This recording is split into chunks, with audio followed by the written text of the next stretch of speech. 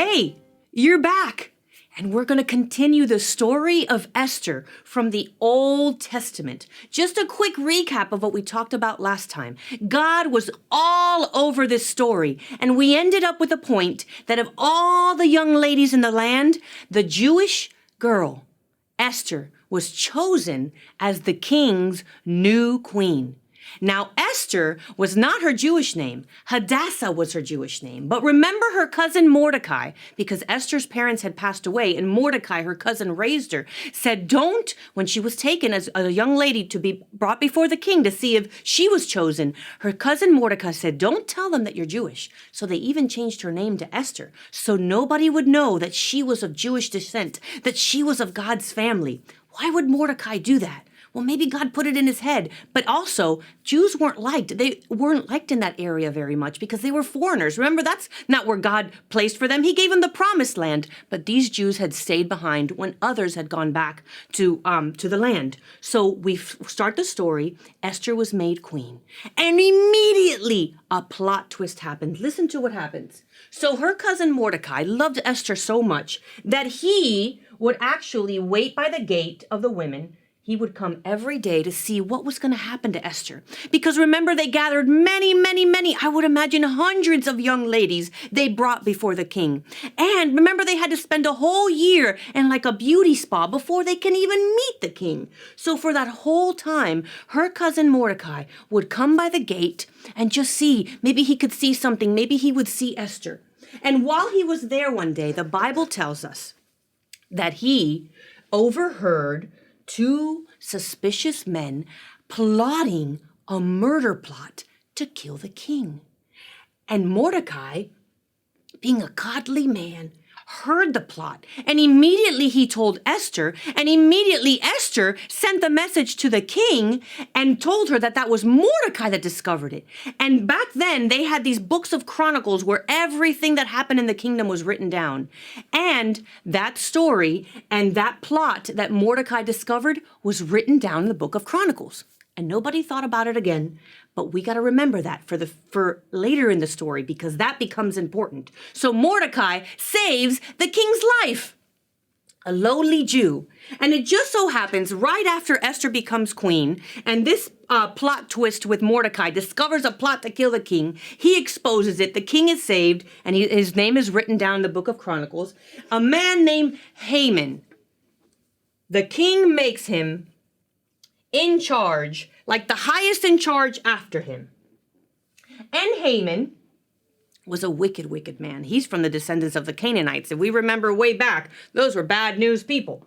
So here's Haman. He's in charge, and Haman is a prideful, wicked man. And the king decrees that when Haman passes by, when he leaves the palace, when he's out and about on his horse or his chariot or whatever it was that he rode, that people were to bow to him.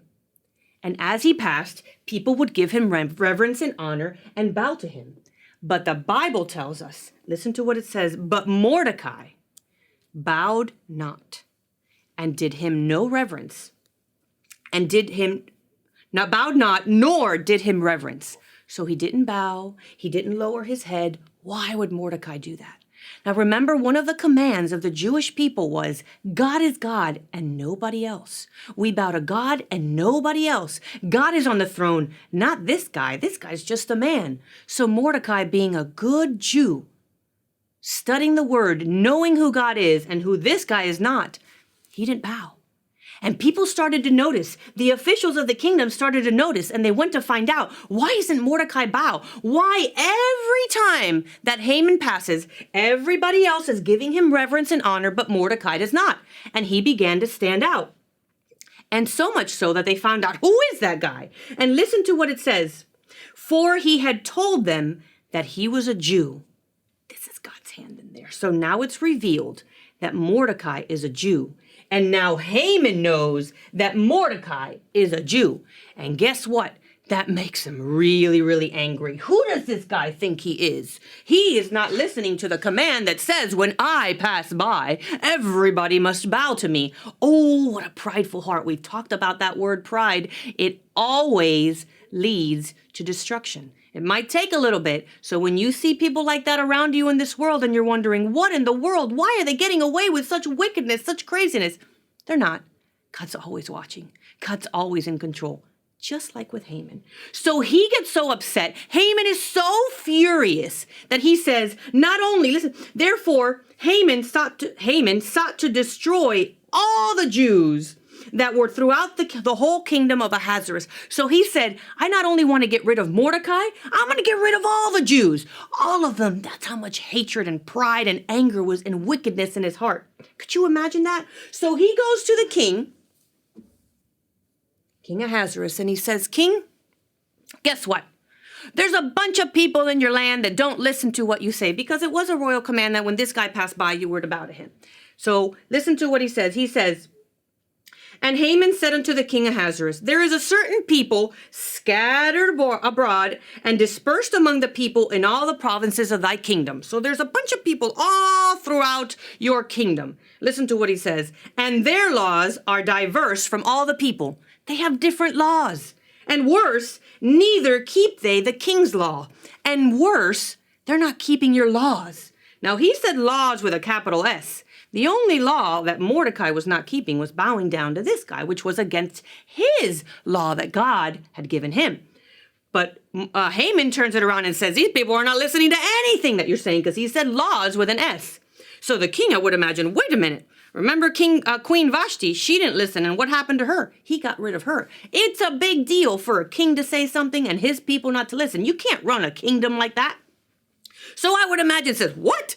People in our land that don't listen to what I said? And that's what Haman says. So therefore, it is not in the king's profit to suffer them, which means we should get rid of them. And listen to what it says. If it please the king, let it be written that they may be destroyed. So he said, you know what, king? Why are we even putting up with these people? Let's just get rid of them. So wouldn't you know that the king listens to Haman? He had promoted him to second in command of all this land.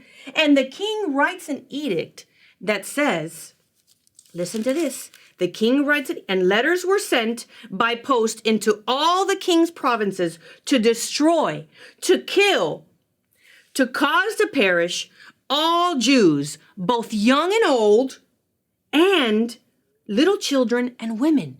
So on this one day, and they chose a one day when these edicts went out, it took a little time to send all these edicts around the kingdom. So 11 months was the day from when he signed it to that day that they chose, that all the Jews, the king was saying, all the kingdom, if you know a Jew or if you hear of a Jew or if a Jew next to you, destroy them all. And worse, not only destroy them all, then take their stuff. It was a horrible edict. But the king has only the information that Haman gave to him, that these people don't listen, and that's trouble in your kingdom. So it's sent out. But remember, wait a minute, all the Jewish people? Who's Queen Esther? Do you remember that Esther was a Jew?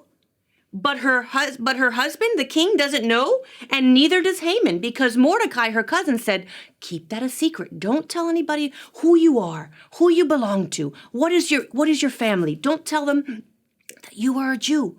So he doesn't. So when the king is writing this law, he doesn't even know that he's ordered his own wife to be killed and all of her family. What? And you know what's even worse? In these times, when a law was written in Persia, it couldn't be changed. The king, if he discovered that Esther was a Jew, he couldn't turn around and say, never mind, let's change that. We're not going to do that anymore. It was a law. Haman knew it, that once the king, the Bible says that he even gave him his king's ring, and then they put a little bit of wax and they put the king's seal on it. It was law. It was permanent. There was no changing it. So now what? Mordecai, who saved the king's life, now is going to be killed. Esther, who's the queen, if it's discovered that she's a Jew, will also be killed, and all of God's people. But Miss Marlene, isn't God always in control? Yes, he is. Yes, he is. Do you think that this took the Lord by surprise? Absolutely not. He already knows what happened, what is happening, and what's going to happen. And he always prepares a way. And that's what I want you to take away from this part of the story of Esther. When things look like there's no way that this is going to work out. There's no way that I'm going to walk out of this. There's no way that this trouble in my life is going to change. I want you to be encouraged about this part because this is pretty bleak. This is pretty bad news. They're going to all be destroyed. The whole kingdom has permission to not only get rid of the Jews, but also take all their stuff. In our life, sometimes it seems like, how is this going to work out, God? How is this situation? How are these people? How are all this wickedness around me going to work out? We've got to trust that God is always in control. God is never on his throne and says, oh, I didn't see that coming.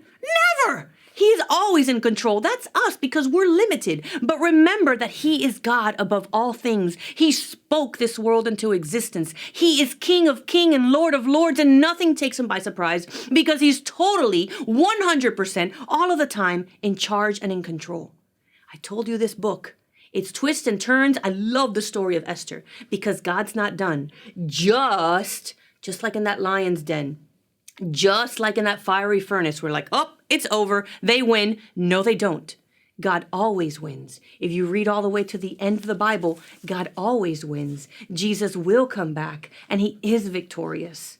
The end is already here for us, but we have to get in his book and read it. Are you getting in his word? Now, I challenge you. I'm only on chapter 3 of Esther. There's 7 more chapters. Go ahead of me and find out what happens, and we'll talk about it next time. But so far, we know God's hand is in it. From Esther becoming queen, from Mordecai hearing that story about the 2 men try to kill the king, and Mordecai's name written in the book of the Chronicles of the Kingdom, that wasn't an accident. There's no accidents in the life of a child of God. There's no oops. There's no coincidence. God is in control. And if you bring somebody in your life, if you meet somebody, you may not know for the moment, but it's happened so many times in my life where I'm like, oh, that was God's hand. And this was God's hand in the story of Esther, in the life of Esther and Mordecai. And this edict, even this horrible edict, is part of God's plan, because when things are so bleak and so dark is when God's power can really shine, where he could show himself mighty above all things. So stay tuned. You want to come back next time to find out what happens to Queen Esther. What happens to Mordecai?